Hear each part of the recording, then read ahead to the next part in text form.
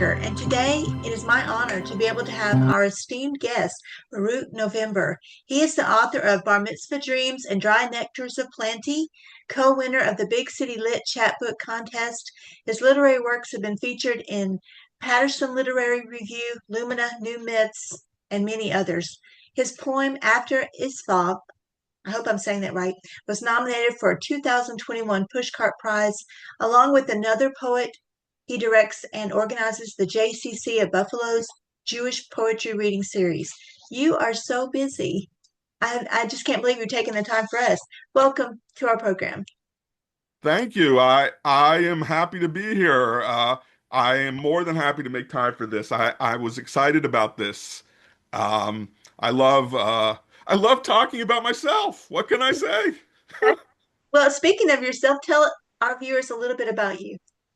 Okay, so I guess I should say that my family moved around a lot growing up. I was born in Stony Brook, Long Island, but only lived there 6 months. And then we moved around to different cities in America. When most people ask me, I just give a short answer and say I was from Pittsburgh because that was my favorite place to live. Oh, But I've lived in New York now for about, I guess, 25 years or more. And I I like it because my job's here. I really enjoy my job and my family. I have siblings here and who have family, and I like spending time with them. And I love having the culture around here, having museums to go to so easily, and also, I guess you could say restaurants are part of culture. So I love restaurants. I love eating out. And as a Jew, it's really good because there's a lot of kosher restaurants here, more than other places in the country. So it's really wonderful to have restaurants and to have nice Jewish communities here. well, tell me about what led to your writing journey. When did you first start writing? When did I first start writing? Okay, so my mom says that I wrote a poem like in first grade or kindergarten about a rooster, but I've never seen that poem. So I just take her at her word. Uh, but I really started to get somewhat interested in writing. The more interested I got in music, like I would listen to Bob Dylan, U2, and especially Leonard Cohen, and I liked their lyrics. And then from listening to Leonard Cohen a lot, I wanted to explore his poetry, and his poetry turned me on to writing, and it made me want to be able to write and to express myself uh, in the form of poems. Do you have a particular writing process that you do? So um, what I do is this.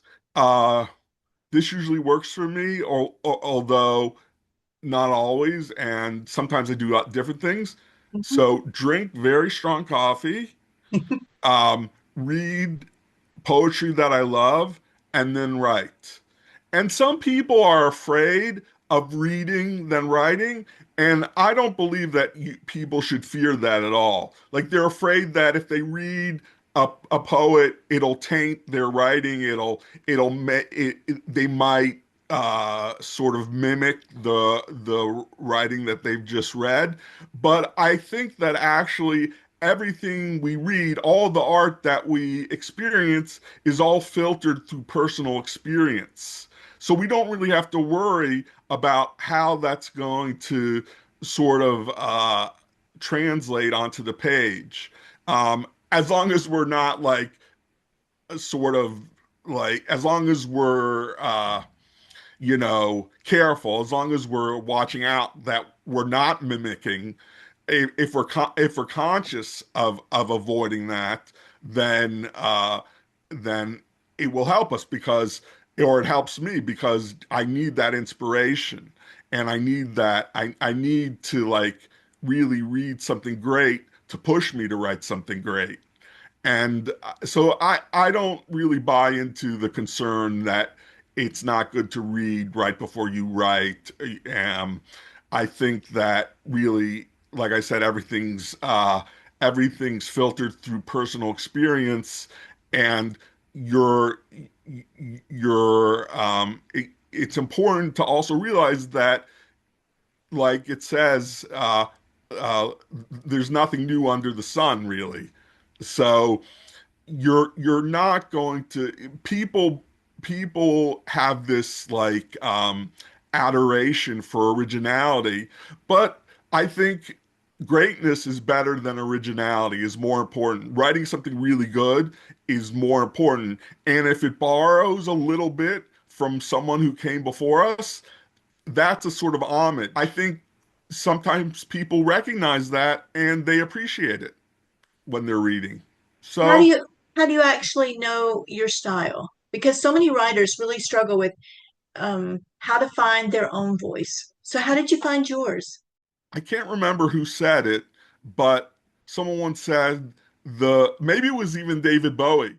The privilege of growing old is becoming the person you were meant to be. Mm. And I think that that's how it is with becoming, with finding your style. You have to grow in, you have to grow up, and you have to become the writer that you were meant to be inside and find like your voice. And there's no real avoiding that process. There's no shortcuts in writing at all, whether it's finding the voice or just writing a poem. Really, the thing that I think is overlooked in writing, eh, to some degree, not too much, but it's really a lot about hard work. Mm. Um, People want to say inspiration, but without hard work, inspiration is nothing. And also with finding your style, it's hard work to find your style. You've got to just try all kinds of things. And I think finding your style also involves reading other styles, reading other people, reading others, and seeing what you respect and don't respect, and and taking a little bit from everybody, and then also finding what's important to you in life that you need to express, finding your values. And it takes a while to mature to that point. And I think it's kind of like making a fine wine that you can't really tinker with it, but you just have to wait it out Hmm. and have the right ingredients. My With style yourself. changed a lot from when I was getting my MFA at Sarah Lawrence College, um, till now. Like it's very different. Um, Now I want to just say what I mean more often. And I think that that's what really it takes to mature as a writer, being willing to say what you mean and saying something meaningful.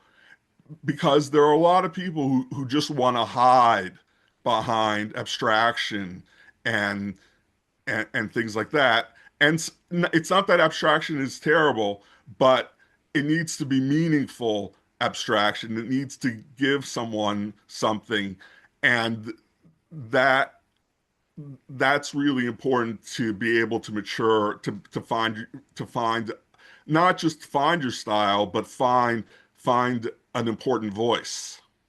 It reminds me of like Nostradamus when he wrote in quatrains, and hundreds of years later, people are trying to interpret what he actually meant. So it would have been nice for him to have said, "Say what you mean," but he Yeah, couldn't. Um, Bert, can you read some of your beautiful work for us? We'd love to sure. hear it. All right. 1 second. So this is from oh, can't see it. This is from my new book, The Broken Heart is the Master Key. And that's based on a quote from the by the Kabbalist, the Baal Shem Tov. Okay. I'm going to start with a poem called Tourists in Love. Tourists in love are not in love with each other, but with the moment. It was unlucky then that he only met her on his visit to Tzfat. Even the holiness of the land could not bind. Atop the high city, they took in lush miles of the upper Galilee. The moment was nothing compared to the knowledge that Kabbalists hid under the city's cemetery and purifying secrets swirled in the cold spring of the Ariz Mikvah. He lowered his lips to hers. They were accepted, since they needed only be tasted that one night, when no star fell, and the slivered moon behind dense clouds bore no witness. All right. That was And Tzfat is beautiful. a mystical city in Israel um, that has a rich history of Torah scholars. I should have said that before, but But you said it after, I so that's said it good. now. Okay, this poem is called The Talmud's Fool.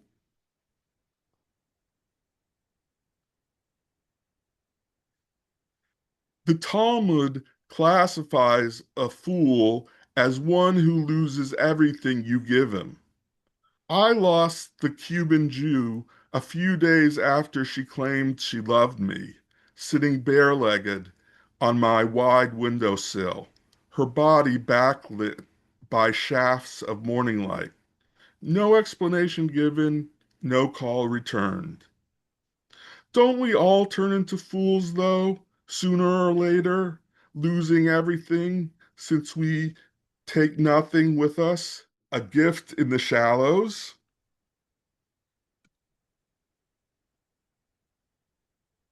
Treading clear water in late July, my father thanks me for pushing him to go to the cool Mediterranean. Out of a heat wave so strong it distorts both the present and the future. There are jellyfish warnings, but we see only one pale poisonous body drifting away mid-wave. One night on Reese Beach years ago, I suddenly proposed to your mother in the moonlight, my father tells me for the first time. The tide drifting distance between us, the shared fact drawing us close. His story, a gift in the shallows of the sea, as waves gleam in lines scrawled by the sun. All right. And this one is about my grandfather. Um, let's see what page it's on. Okay, this is called The Stars Drowned Beneath Us. My grandpa liked to joke that his only mistake was in ever thinking he could make one. I've never had that kind of nerve, but he could bash a tiger shark dull with it. Then wrestle away all of life's shadows, storm clouds, roiling gray tides, while eating warm corned beef on pumpernickel out of his left hand. Maybe all this came from times he calmed his mother when she was struck by memory of the pogroms. Her parents had gagged her in fear she would cry out over the cries outside their hiding place. Maybe it started when my grandpa's father, the butcher, had heart trouble, and my grandpa dropped out of high school to take over. Once a lady asked him if the ground meat was fresh again and again and again until he took a handful of it and pressed it against her face. Maybe it was the kind of certainty a young man gets to keep for killing Nazis with skill, or serving as the pilot who flew Marlene Dietrich wherever she needed to go. He said she was beautiful like no one else, walking that pale lit airfield. Ages later, on his boat with my brother and me, he could still use that easy confidence to return us from passage over mad Atlantic waves, cresting so high the brightest of stars hissed out as they drowned beneath us. This one's called Another Soul in Passage. I should have known better than to pursue a 27-year-old Jew from Martinique with a long, fine face.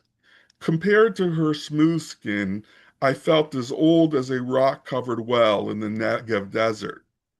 After our third date, she posted a video of herself dancing too close to her personal trainer. A slender pink dress, bright as a pulsar, framed her like a masterpiece. A necklace dangled down her dark skin with stones cut from the North Star. Waiting outside her East Side building, I convinced myself nothing was better than watching the heavy rain fall through lamplight. When she finally came down, her great black eyes were the color of lonely darkness crushed down into ashtrays. I don't remember ever kissing you, she said, and I knew why Billie Holiday sang Autumn in New York is often mingled with pain. Instead of walking away, I repeated the words of the Zohar. A king without a queen is neither a king nor great. If only Francesca Sarah of Spot, the great Kabbalist, would deem my dreams important enough to visit from the afterlife to reveal the secret about why I'm not married. But I am unworthy of visits in my snoring sleep. I go days without prayer like a cellist strumming away without sheet music.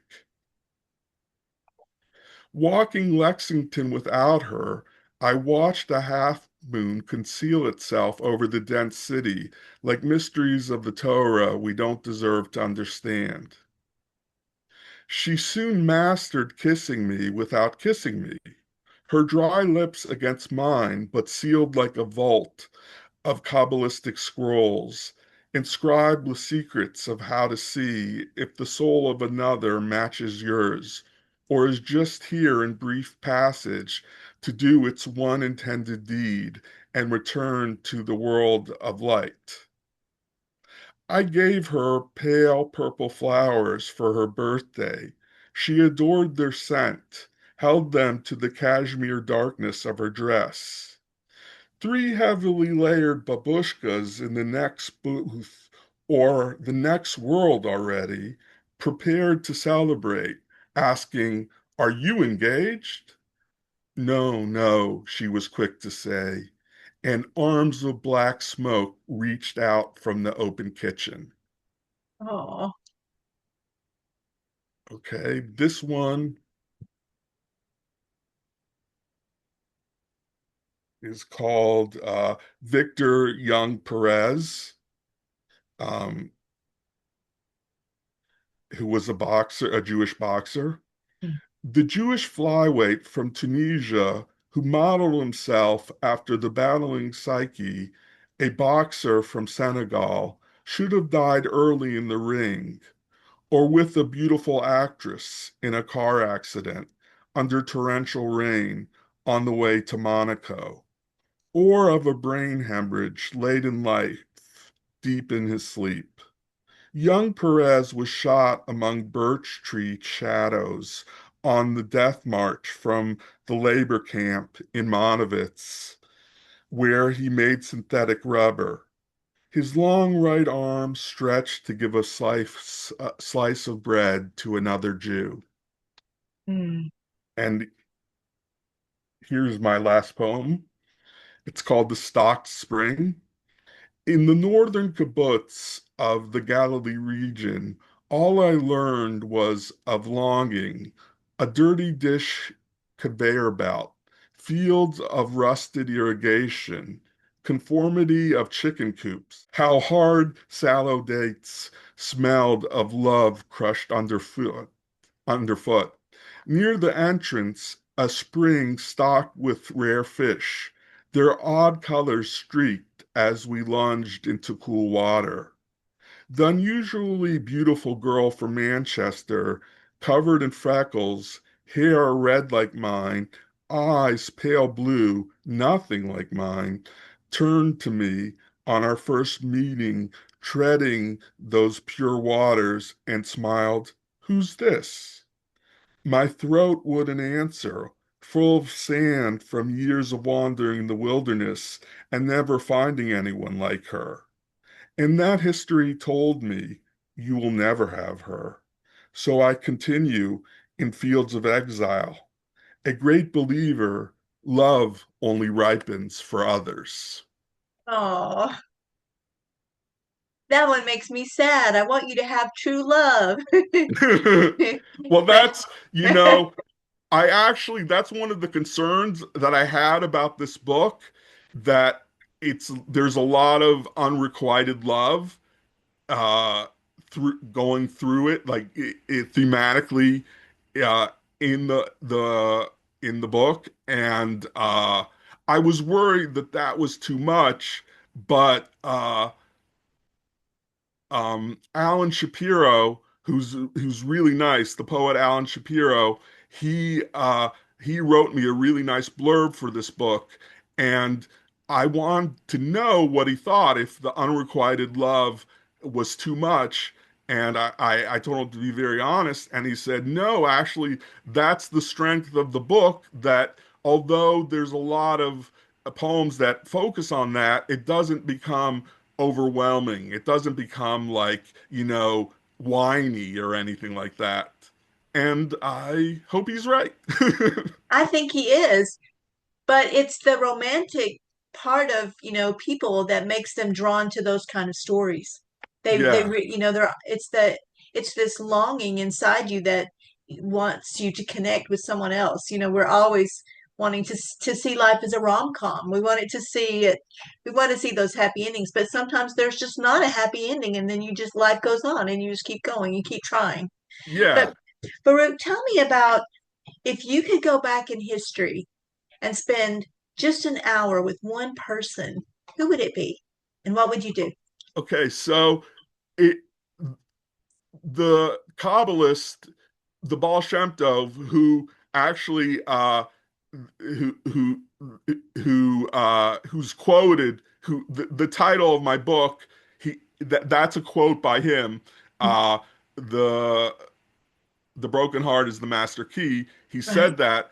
And I think I would like to spend an hour with him, because he was a master of mysticism, and he brought mysticism, Jewish mysticism, back into the world, or back or to the masses in the 1700s. And there's also many great stories about him, and I would love to know some mystical secrets and learn from him about mysticism, and hear stories from him. There's a lot of great stories about him, or told by him, and I that it would be a real honor to spend time with him. What do you want your legacy to be? In an ideal world, I would want a lot of people to remember my poetry to be poetry that was inspirational, but I and poetry that was widespread and had a huge audience. But even if that doesn't happen, even if I remain a poet with modest reach, I'll be happy if just um, my descendants look at my books and say, you know, uh, he really tried to write in a meaningful way, and it was clear that he worked really hard, and you can really uh, see him through his writing. and you can really, you have something to hold on to